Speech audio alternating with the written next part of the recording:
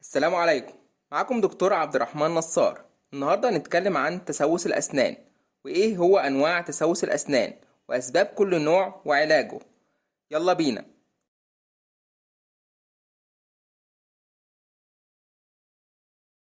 زي ما احنا عارفين إن السن أو الضرس ليه 5 أسطح، وكل سطح بيحصل ليه تسوس معين. أول سطح هو سطح الهضم، وهو اللي بيتم فيه هضم الطعام ومضغ الطعام. تاني سطح وهو المواجه للسان، وتالت سطح وهو المواجه للخد، ورابع وخامس سطح هما بين الأسنان أو الضروس وبعضها. هنتكلم الأول عن النوع الأول لتسوس الأسنان، وهو أكتر نوع مشهور، هو النوع الأول أو كلاس 1. هو بيجي على سطح الضروس الخلفية، سطح الهضم أو المضغ. هو عبارة زي خط أسود على سطح الضروس أو نقط سوداء على سطح الضروس. أحيانا مش شرط إن اللون أو الخط الأسود يكون تسوس، ساعات بيبقى تصبغات أو ستين على سطح الضروس بيبقى لونها أسود برضو. وأكتر جزء بيبقى في الأسنان الأمامية السفلية في السطح الداخلي اتجاه اللسان، دي بتتشال بتلميع الأسنان. طيب، إيه هو سبب تسوس الأسنان في النوع الأول؟ أكتر سبب هو الأكل أو الطعام المعجن، بمعنى زي مثلا الشوكولاتة أو البسكويت أو الشيبسي والتوفي والكراميل. الحاجات دي بتتعجن وتدخل في الجروف بتاعة الضروس، وتبدأ تنشط البكتيريا وبتطلع الأحماض بتاعتها، وبتعمل تسوس الأسنان في المكان ده.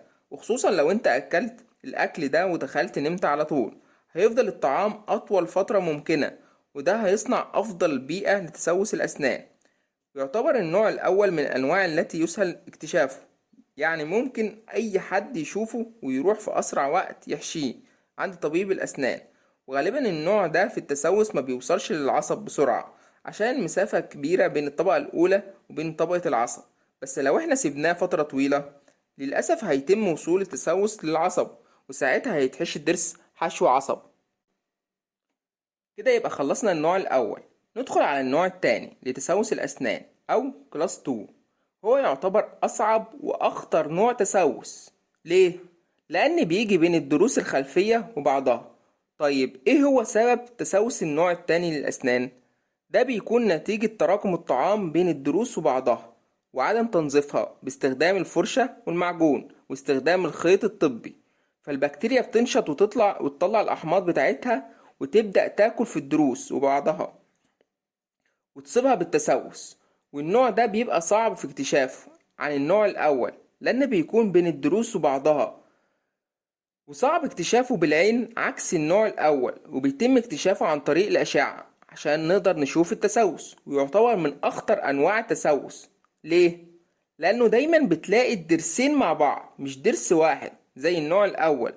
لأنه بيدخل الطعام بين الضرسين، فللأسف بيتم تآكل الضرسين مع بعض في نفس الوقت، عكس النوع الأول. والنوع التاني كمان بيكون سهل الوصول لطبقة العصب عكس النوع الأول. ليه؟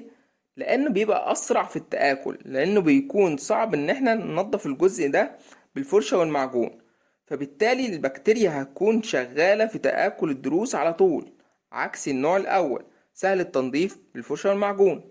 وبكده خلصنا النوع التاني. هندخل على النوع التالت لتسوس الأسنان، وهو كلاس 3. هو زي النوع التاني، لكن بيكون فين؟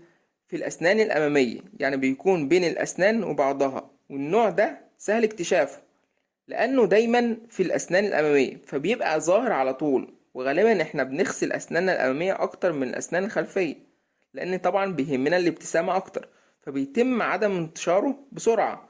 ولكن بيكون زي النوع التاني للأسف، في إنه بيوصل لعصب الأسنان بسرعة برضو زي النوع التاني. وبكده خلصنا النوع التالت لتسوس الأسنان. هندخل للنوع الرابع لتسوس الأسنان، كلاس 4. وده يبقى برضو في الأسنان الأمامية زي النوع التالت لتسوس الأسنان. يعتبر زي كسر في الأسنان الأمامية، وده نتيجة خبطة في الأسنان الأمامية نتج عنها كسر في الأسنان. يعتبر النوع الرابع مش ضمن أنواع تسوس الأسنان. ليه؟ لأنه بيعتبر كسر في الأسنان.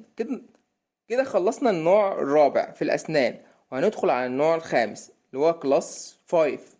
ده بيكون النوع الأخير، وده بيكون في الأسنان الأمامية والضروس الخلفية، يعني بيعتبر في الأسنان والضروس كلها، وبيظهر على حدود اللثة، بيبقى في آخر السنة أو الضرس من تحت في اتجاه اللثة. ده يعتبر برضو زي النوع التاني من أخطر أنواع التسوس، لأنه بيوصل لعصب السنة أو الضرس بسرعة، ويبقى صعب في الحشو عن أنواع الحشوات الأخرى. طيب، إيه هو سبب تسوس الأسنان في النوع الخامس؟ هو للأسف في كذا سبب. أول سبب معانا وهو تراكم الطعام في المكان بين اللثة والسن أو الضرس لفترات طويلة، وعدم غسيل الأسنان. تاني سبب، ساعات بيحصل نتيجة شرب البيبسي لفترات طويلة، فبيبدأ تراجع اللثة ونحت السن أو الضرس في المكان بين اللثة والسن، آخر جزء في الضرس أو السن. تالت سبب معانا هو غسيل الأسنان بقوة، برضه هيسبب تراجع اللثة وظهور تآكل في الجزء ده. واتكلمنا قبل كده عن طريقة غسيل الأسنان الصحيح، هتلاقي اللينك في الآي فوق، فانصحكم ان انتوا تشوفوه عشان ما يحصلش ليكم تسوس الأسنان في الجزء ده، وهسيب لكم اللينك في الوصف كمان. طيب، هنراجعهم مع بعض كده بسرعة. أنواع تسوس الأسنان هما 5 أنواع. النوع الأول كلاس 1 بيكون على سطح الضروس الخلفية، اللي هو السطح الهضم أو المضغ بتاعه.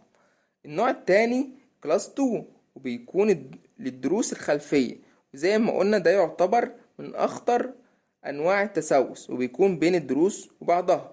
النوع التالت كلاس 3 هو بيكون بين الأسنان الأمامية وبعضها. النوع الرابع كلاس 4 ويعتبر زي كسر في الأسنان الأمامية. النوع الخامس كلاس 5 وده بيكون في الأسنان كلها سواء الأمامية أو الضروس الخلفية. فانصح الجميع باستخدام الفرشة والمعجون واستخدام خيط الأسنان لعدم تسوس الأسنان والحفاظ عليها. طيب، هتكلم عن تسوس أسنان الأطفال بسرعة. تسوس أسنان الأطفال بيبقى سريع جدا عكس أسنان الكبار، ومن أول ظهور أسنان الأطفال من سن كام؟ 6 شهور لسنة بيحصل تسوس الأسنان، وده نتيجة أكل الطفل سواء كان الرضاعة أو أكل الحلويات، وده بيخلي الأسنان تسوس أكتر من الكبار. وتسوس الأسنان في الأطفال بيوصل للعصب بسرعة عشان الضروس بتبقى صغيرة، وبيبقى العصب قريب جدا من سطح الأسنان، فبالتالي عدم غسيل الأسنان هيؤدي إلى تسوس الأسنان بشكل أسرع. وغسيل أسنان الأطفال بيبتدي من سن ظهور الأسنان، زي ما قلت عند 6 شهور باستخدام فرشة اسمها فرشة الإصبع أو الفينجر براش. والأب والأم هم المسؤولين عن غسيل أسنان أطفالهم في السن ده لحد سن 2 سنين. بيكون الطفل قادر إن هو يمسك الفرشة واستخدام المعجون. ونتكلم عن غسيل أسنان الأطفال في فيديو قريب إن شاء الله. وفي طريقة كمان استخدام الشاش الطبي، الأم بتمسح بيه سطح الأسنان لطفلها أكنها بتلمع الأسطح. وبكده وصلنا لنهاية الفيديو. شفاكم الله وعافاكم. ولو عجبك الفيديو ما تنساش تعمل اشتراك في القناة وتعمل لايك للفيديو. سلام عليكم.